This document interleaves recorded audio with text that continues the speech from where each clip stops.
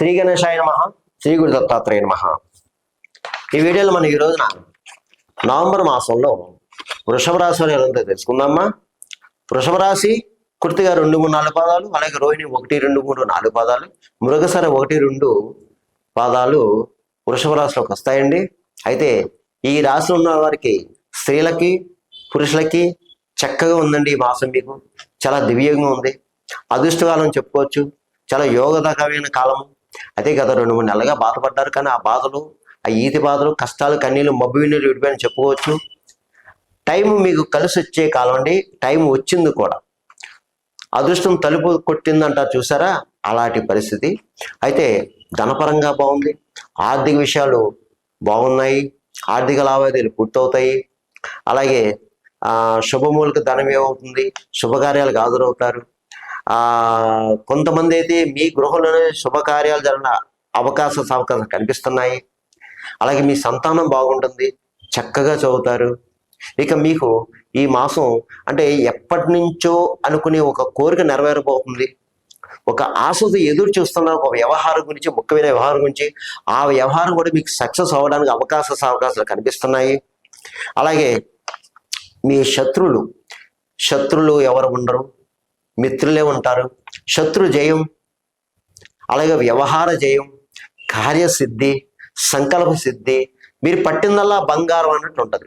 అలాగే ఈ మాసం మీరు కొంతమంది పెద్ద వాళ్ళని కలుసుకుంటారు, పెద్ద రాజకీయ నాయకులను కలుసుకుంటారు, మీ పనులు పూర్తి చేయించుకుంటారు.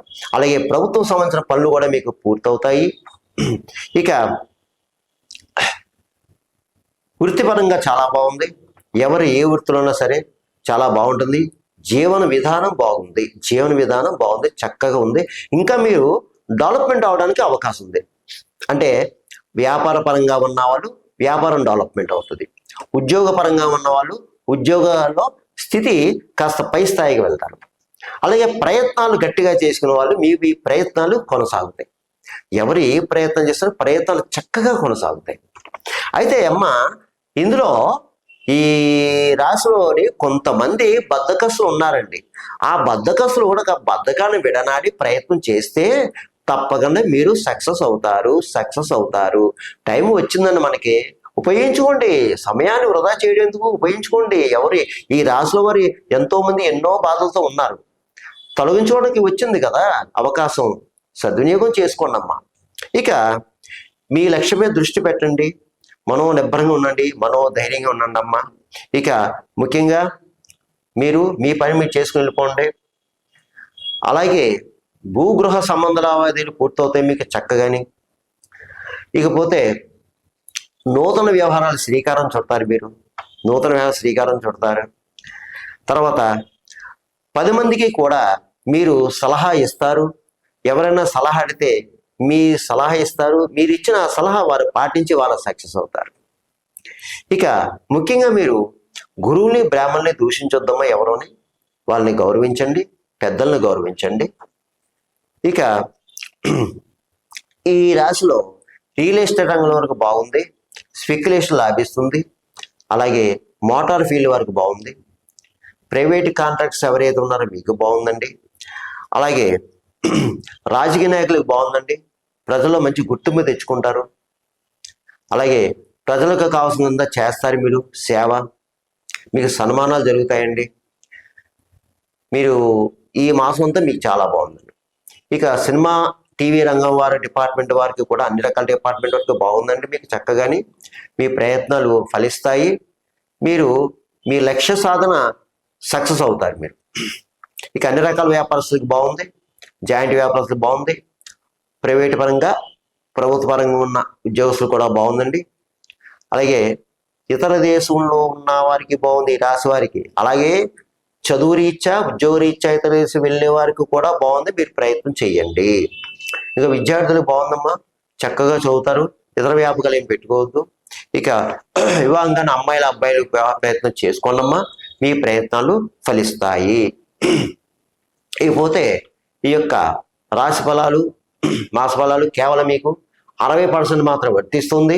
మిగతా 40% కూడా మీ జన్మజాతకం, జన్మ లగ్నాతో ఉన్న యొక్క గ్రహాల యొక్క పరిస్థితి మీద ఆధారపడుతుంది.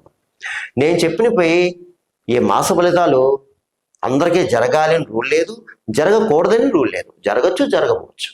ఇది మాత్రం నేను ప్రతి వీడియోలో చెప్తున్నాను. ఎందుకంటే చాలా మంది కాల్ చేస్తారు, గురుగారు మీరు చెప్పిన జరిగిన కొంతమంది, జరగలేదని కొంతమంది, జరుగుతా లేదని కొంతమంది, ఏదేదో పెడుతున్నారు, ఏదేదో కామెంట్ చేస్తున్నారు. కాబట్టి దయచేసి గమనించండి, మీరు దయచేసి గమనించండి.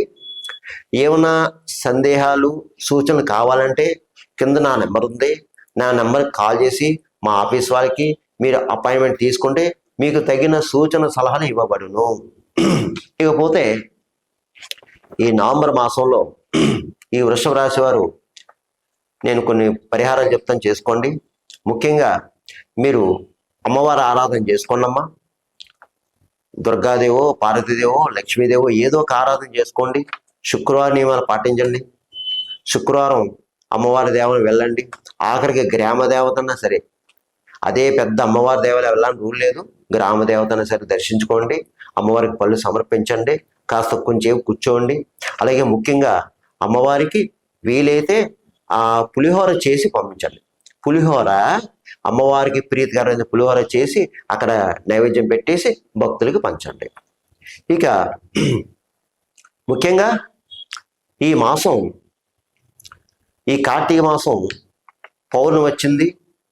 చాలామందికి కేదారనాథ హోములు ఉంటాయి, లేనివారు సత్యనారాయణ వ్రతం చేయించుకోండి, దేవాలయంలో కానీ ఇంట్లో కానీ. అలాగే కాలభైరవ అష్టమి వచ్చింది, చక్కగా కాలభైరవ స్వామి పూజ చేసుకోండి, అభిషేకం చేయించుకోండి. అయ్యా మాకు దగ్గరలో కాలభైరవ స్వామి గుడి లేదంటే శివాలయం వెళ్ళి అభిషేకం చేయించుకోండి. అలాగే ఈ మాసంలో సుబ్రహ్మణ్య స్వామి షష్ఠి వచ్చింది, చక్కగా మీ దగ్గరలో ఉన్న సుబ్రహ్మణ్య స్వామి ఆ గుడికి వెళ్ళండి, అభిషేకం చేయించుకోండి. లేదంటే నాగదేవత గుడికి వెళ్ళండి, పుట్ట దగ్గరికి వెళ్ళండి, పాలు పోయండి.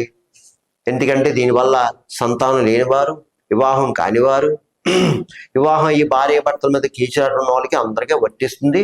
చక్కగాని మీ అందరూ చేసుకోండి, కంగారు పడాల్సిన పనే లేదు. సర్వేజన సుఖనో భవంతు, శుభం భవతు, స్వస్తి.